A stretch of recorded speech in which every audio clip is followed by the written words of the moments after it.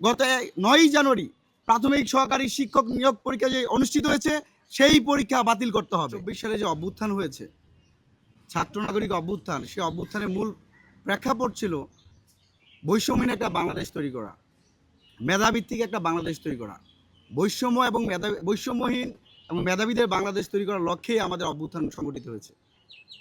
আমরা চেয়েছিলাম বৈষম্যহীন একটা রাষ্ট্র, কিন্তু আমরা এখন পেয়েছি একটা প্রশ্ন ফাঁসের একটা বাংলাদেশ। 2 সহস্রাধিক শহীদের রক্তের সাথে বেইমানি করার শামিল। যেখানে আমরা মেধার মূল্যায়ন চেয়েছি, সেখানে আমরা প্রশ্ন ফাঁসের মধ্য দিয়ে মেধাবীদেরকে আজকে আত্মহত্যার দিকে ধাবিত করছি। আপনারা জেনেছেন গত 9ই জানুয়ারি প্রাথমিক সহকারী শিক্ষক নিয়োগ পরীক্ষায় প্রায় 14,385টি পদ শূন্য ছিল। সেখানে 10,80,000-এর অধিক শিক্ষার্থীরা আবেদন করেছিলেন। যুক্তরাষ্ট্রের 1 নম্বর জিম চেইন গোল্ড জিম এখন আবারও বাংলাদেশে।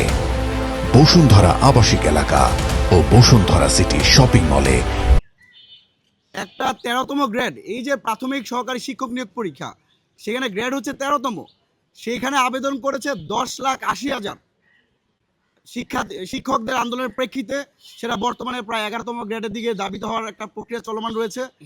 এমন একটা বাস্তবতা আমরা দেখতে পেয়েছি, সেখানে গাইবান্ধাতে, শুধুমাত্র গাইবান্ধাতেই 52 জনকে আমরা প্রশ্ন ফাঁস এবং ডিজিটাল জালিয়াতি যে ইলেকট্রনিক্স ডিভাইস আছে সেগুলোকে আমরা 52 জনকে গ্রেপ্তার হতে দেখতে পেয়েছি। একই সাথে জামালপুরে 4 জন, নওগাঁতে 9 জন, কুড়িগ্রামে 11 জন, দিনাজপুরে 16 জন, রংপুরে 2 জন, টাঙ্গাইলে 5 জন, ঠাকুরগাঁয়ে 11 জন সহ পুরো বাংলাদেশে প্রশ্ন ফাঁস এবং ডিজিটাল ডিভাইস জালিয়াতির একটা মহাযজ্ঞ উৎসবে রূপান্তরিত হয়েছে। আমরা ছাত্র সমাজের পক্ষ থেকে তীব্র নিন্দা এবং প্রতিবাদ জানাচ্ছি। তবে আশ্চর্যের বিষয় আমরা দেখতে পাই, এবারও আমরা এর আগেও বিসিএস পরীক্ষার প্রশ্ন ফাঁস যখন হয়েছে তখন আপনারা অনেকেই জানেন, সেই পিএসসির একজন চেয়ারম্যানের ড্রাইভার আবেদ আলীর কথা আপনাদের নিশ্চয়ই মনে আছে। এবারও ঠিক প্রাইমারি সহকারী শিক্ষক নিয়োগ পরীক্ষার প্রশ্ন আসে অন্তর্বর্তীকালীন সরকারের বর্তমান বিশেষ সহকারী, যিনি ঐক্যমত কমিশনের দায়িত্বে ছিলেন, সে আলী রিয়াজের সাবেক ড্রাইভার মাহবুব এই ডিজিটাল ডিভাইস সহ প্রশ্ন ফাঁস হত্যার সাথে জড়িত। আমরা প্রশ্ন করতে চাই, প্রতিবারই এই যে একজন ড্রাইভারের পক্ষে কি সম্ভব প্রশ্ন কোথায় আছে সেখান থেকে প্রশ্ন ফাঁস করা? আমরা আবিদ আলীদেরকে গ্রেপ্তার হতে দেখি, কিন্তু সেই পিএসসির চেয়ারম্যানকে কিন্তু আমরা গ্রেপ্তার হতে দেখতে পাই নাই। আমরা সন্দেহ করছি, সংশয় করছি, এই যে এবারও যে ড্রাইভার মাহবুবকে গ্রেপ্তার করা হয়েছে, তার সাথে প্রধান উপদেষ্টার বিশেষ সহকারী বা উপদেষ্টাদের উচ্চ পর্যায়ের কারা জড়িত আছে তা খুঁজে বের করতে হবে। ছোটখাটো কাউকে ধরেই রুই কাতলদেরকে আমরা দূরে রাখতে পারি না, যার ধরুন বাংলাদেশে প্রতিনিয়তই প্রশ্ন ফাঁস হচ্ছে। আমরা আজকের এই সংবাদ সম্মেলন থেকে যেই হারে প্রশ্ন ফাঁস হয়েছে, এই পরীক্ষা দিয়ে যারা শিক্ষক হবে তারা কোনোভাবেই শিক্ষার্থী বান্ধব একটা সমাজ বিনির্মাণ তারা করতে পারবে না।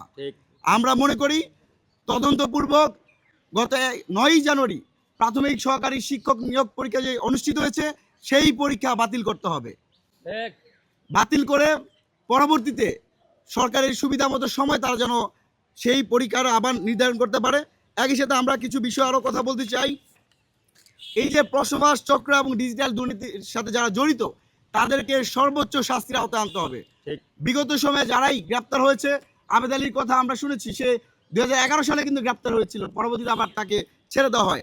আমরা মনে করি প্রশ্ন ফাঁস রোধ করতে হলে, বিশেষ করে যেহেতু গতকাল এমসিকিউ পরীক্ষা ছিল, আমরা সরকারের প্রতি প্রস্তাবনা রাখতে চাই এমসিকিউ পরীক্ষা বাদ দিয়ে লিখিত বা রচনামূলক পরীক্ষা অন্তর্ভুক্ত করা যায় কিনা।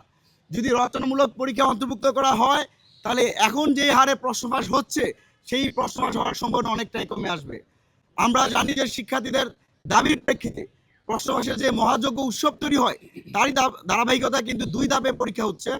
যে 14 লাখ আবেদনকারী আছে তাদের 2 ধাপে অনুষ্ঠিত হওয়ার কথা। গত 9ই জানুয়ারি 7 লাখ শিক্ষক পরীক্ষার জন্য আবেদন করেছে এবং আগামীতে একটা ডেট এখনো দেওয়া হয় নাই, সেখানে প্রায় 3 লাখ। তা আমরা সরকারের প্রতি আরেকটা প্রস্তাবনা জারি করতে চাই, বলতে চাই প্রয়োজনে এই যে সারা দেখেন রংপুর বিভাগটা দেখেন, দিনাজপুর, রংপুর, কুড়িগ্রাম, নাগেশ্বরী, ঠাকুরগাঁও থেকে শুরু করে পুরো রংপুর বিভাগ প্রশ্ন ফাঁসে জর্জরিত। জামালপুরে হয়েছে, তারপর ঠাকুরগাঁতে হয়েছে, টাঙ্গাইলে হয়েছে, বাংলাদেশের বিভিন্ন প্রান্তে প্রশ্ন ফাঁস হয়েছে। আমরা মনে করি প্রত্যেকটা বিভাগ ভিত্তিক করে ঢাকাতেই সেই পরীক্ষাগুলো নেওয়ার ব্যবস্থা করা হোক। প্রয়োজনে 1 সপ্তাহ বা 5 দিন বা 10 দিনের ব্যবধানে 2-3টা বিভাগকে একসাথে করে, এখন যেহেতু 2 ধাপে করা হচ্ছে, সেই ধাপটা বাড়িয়ে দিয়ে অন্তত 5 ধাপের মধ্য দিয়ে পরীক্ষাটা অনুষ্ঠিত করলে আমরা মনে করি সেই প্রশ্ন ফাঁসের জায়গা থেকে অনেকটাই আমরা রোধ করতে পারবো। একই সাথে আমি প্রাথমিক শিক্ষা উপদেষ্টাকে আহ্বান করব, কোনো নয় ছয় না করে ডিজি থেকে শুরু করে যারাই এই প্রশ্ন ফাঁসের সাথে জড়িত তাদের বিরুদ্ধে ব্যবস্থা গ্রহণ করুন এবং অনতিবিলম্বে এই পরীক্ষা বাতিল বলে ঘোষণা করুন।